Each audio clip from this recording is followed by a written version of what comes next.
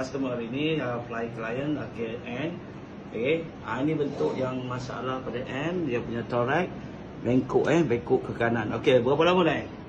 Lama-lama.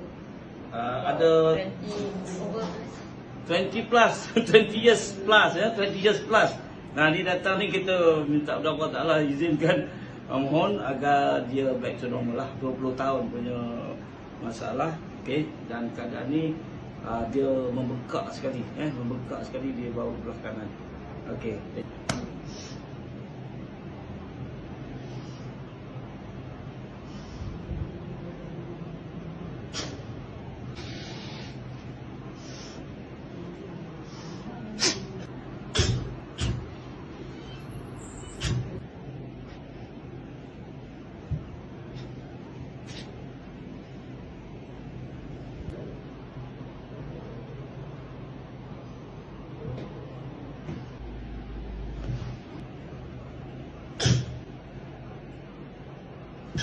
Selepas kita buat, okey, macam mana Rasa lega, tak ada rasa bengkak, sakit-sakit semua tak ada dah, hilang.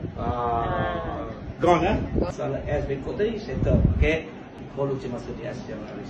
You should try, best. Okey.